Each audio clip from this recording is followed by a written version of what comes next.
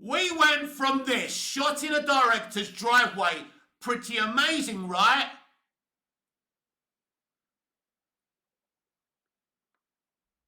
Then we went from this, and then we went to this. Welcome back to Movies TV Mad. I'm Mick, your host with the most. Just ask your girlfriends and your wives a very warm welcome to Monday's edition of the DCU Daily. You can follow me on X, Twitter at Movies TV Mad, and on Instagram and on Threads at Movies TV Mad X. Yes, yesterday in America it was the Super Bowl. Now the Super Bowl is the biggest event in the world every February of that date, and it's famous for showing at halftime many movie trailers and promotions from Hollywood. Now, marketing is in the bin in Hollywood. I mean, mostly what we saw yesterday were trailers we've already seen already. In the old days, we used to see first run trailers. It was exciting. We saw some 30-second first things, but mainly it was an anticlimax in terms of movie trailers and entertainment marketing. But one of the worst things we saw yesterday was the promotion, the marketing, for Superman, for James Gunn's Superman. Now, there's something called the Doggy Bowl, which we've discussed on this channel, on this show, on a multitude of occasions. So first of all, we saw a video from James Gunn talking about his dog, Ozu, saying that we've heard it all before. It's the motivation for crypto. It's the inspiration for crypto. There's nothing wrong with a director loving dogs and helping dogs who are in these kennels because they've been treated cruelly. But you shouldn't really be using that as your marketing. No one's coming to watch your film because of a dog. It is pointless. So they spent all that money on the Doggy Bowl thing. If they had to spend money, if it's not a charity thing, I don't get it. Fair enough, he did that. That was bad enough. Underwhelming, pointless, cringe. And then we saw something at the Super Bowl. And because what they were saying is about this Doggy Bowl, it was all on Max, and they said stay tuned for a sneak peek from Superman. So basically, to show you again what it was this. It was Guy Gardner. And it was a moving picture at the time. But underneath it says, the only bowl I need. In other words, his bowl cut. Ha ha ha. This is the promotion for a Superman movie, boys and girls. The promotion is not Superman, but it's Guy Gardner. Guy Gardner. That's it. That was their promotional material. They could have recorded a special scene between Superman and Krypto sitting on the moon while Superman was explaining to Krypto about the Super Bowl. Imagine how awesome that would be. It would be expensive, but you need to make money. Marketing, the best marketing is expensive, right? And there's a guy called Heavy Spoilers who's blocked me on X Twitter, by the way, who was trying to defend it and saying, look, how can we be surprised? DC marketing has always been bad. Superman 78 had a teaser of, a helicopter with a camera showing clouds moving and saying, we're going to show you a man fly. It was amazing at that time. That was an amazing teaser. Do you remember all the big hype for Batman 89? Do you remember the trailers and the teasers for Man of Steel, BVS, Wonder Woman 2017, Aquaman, even the marketing for Black Adam, whatever you think of The Rock, whatever you think of that movie, was outstanding.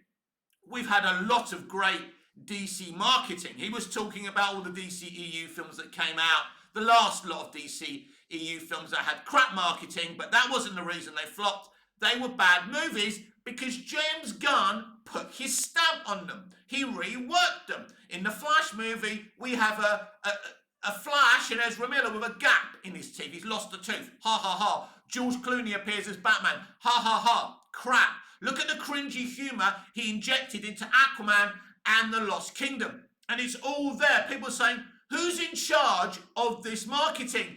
It's James Gunn. He's in control of everything. They don't even have a marketing guru at DC Studios, it looks like, because this is terrible marketing. It doesn't sell your movie. You said you had a sneak peek. You told us you had a sneak peek. That's a sneak peek. That's your idea of a sneak peek. I suppose using the legal terms, you couldn't sue them, right, for saying it's a sneak peek and showing that cringe Guy Gardner thing. But a sneak peek, it makes people think, oh, we're going to see a scene. I mean, you were teasing the doggy bowl for ages. We thought we'd at least get a sneak peek of crypto. That would have been better than we actually got. So they started off with a really good teaser trailer. No matter what anyone says, that is a great teaser trailer. That's a great advert. Of course, there's only 2 seconds of flying, Superman and Lois flying, because they have, you know, the flying's going to be, it looks like the flying's going to be absolutely awful in this film. And we saw it in that TV spot. So we don't actually see Superman flying on his own in the Superman teaser trailer, which is ridiculous. In the Man of Steel teaser, we saw flying. In the Superman Returns teaser, we saw flying as Superman opens his eyes, he's standing over the earth and he flies off. It's actually an amazing sequence from Bryan Singer, whatever you think of that guy personally, right? Not a good guy, but it's a great teaser. Not to even see any proper flying in a Superman teaser tells you everything you need to know. I gave you an exclusive breaking story the other day on this very channel, on this very show, that James Gunn struggled to make Superman fly. He did. And it's obvious, isn't it? So from a really good teaser trailer, we're in a lot of trouble here. They, not us, they're in a lot of trouble. There's no defending it. Even the James Gunn shills must be looking at this and scratching their heads. It was a Super Bowl. Now, I don't think DC have done many adverts over the years, or the DCEU especially, didn't do much promotion over the Super Bowl. I get that. I would have preferred nothing at all. Not a doggy bowl, not a trailer. Look, they showed us a teaser in December. We wanted that in December. It was exciting. We got it. We loved it. You should have left it. You shouldn't even showed us that TV spot. That TV spot did a lot of damage. And people keep on having a go at the Snyder fans for having a go. If you did things properly, then the Snyder fans wouldn't have any energy, any vocabulary. But what the Snyder fans are saying, whether you like them or not, is true. It's not looking very good. Because the man who directed the film and wrote the film shouldn't be in charge of the marketing. Now, I'm quite sure that Zack Snyder put together the trailers for Man of Steel, BVS, and certainly the Snyder Cut. He was the one who was pushing everything because there was no marketing budget at the end of the day for Zack Snyder's Justice League. And Zack Snyder's, by the way, Zack Snyder's marketing for Zack Snyder's Justice League on Max was better than what we saw at the Super Bowl. Zack Snyder knows how to promote himself, knows how to promote his movies, right? We've seen it. He's one of the best marketing guys out there. Mick, what do you know about marketing? Have you ever worked in marketing? No. Marketing is common sense. Let me give you a great example. Have you ever seen the OnlyFans girls marketing on Instagram, on Twitter? They tease you the potential of what you'll see if you subscribe to their OnlyFans. No, I don't subscribe to OnlyFans, but I'm a hot-blooded Mediterranean man and I love their marketing. Because it's a tease. They're basically, they're not messing about. They're saying, this is what we've got. This is what we're going to show you. Are you interested? And that's what great marketing for a piece of entertainment should be doing. That Guy Gardner thing is cringe. I don't see someone saying, oh, look, I don't even know what the thought process was behind that. How is that a good selling point for Superman? Do you know what? Instead of showing us that, you could have shown us a slow-mo of Superman flying, a good slow-mo of Superman flying, instead of that Guy Gardner thing. So I don't get it. As I say, if he wanted to put an amateur kind of video about, helping dogs in shelters and talking about Ozu, I'm fine with it. But you don't use it as a promotional tool for a Superman movie. You are not, and this is the problem. He's a one-trick pony. As I've said before, he's a good, capable writer-director. I'm not going to have a go at his skills as a writer-director. But his mentality is still on Guardians, is still on the Suicide Squad, and it won't work here. People want to see a Superman film. They don't care about Guy Gardner. The normies, the kids, the TikTok kids. We discussed the TikTok kids the other day who don't even know there's a Superman film coming or that he's been recast. They still think Henry Cavill is still Superman. And a lot of those kids that I spoke to on TikTok, very disappointed that Henry still isn't Superman. By the way, that's not lip service, that's not BS. It's the truth. Many, many people are, want Henry as Superman. Many people want Henry as James Bond. I'm hearing that is becoming a very, very big possibility. By the way, I'll keep you informed about that one as well as the days and months go ahead. But that will be excellent. Henry Cavill is very popular. Some people argue that his movies don't have the best box office. Maybe so. Maybe the projects he's chosen haven't been the best. And I'm not talking about the DC ones, because 650 million, nearly 900 million for BVS isn't bad. Breaking records on Max, streaming records for the Snyder Cut isn't bad either. But anyway, it's not good marketing. I mean, listen, I'm never surprised by the incompetence of modern day Hollywood. I was watching all the marketing for these films on the Super Bowl. It wasn't great. The Jurassic World Rebirth, same trailer we saw the other day. You shouldn't have released it then. You should have released it on the Super Bowl, right? It's more exciting. And many trailers we saw. The F1 film looks interesting.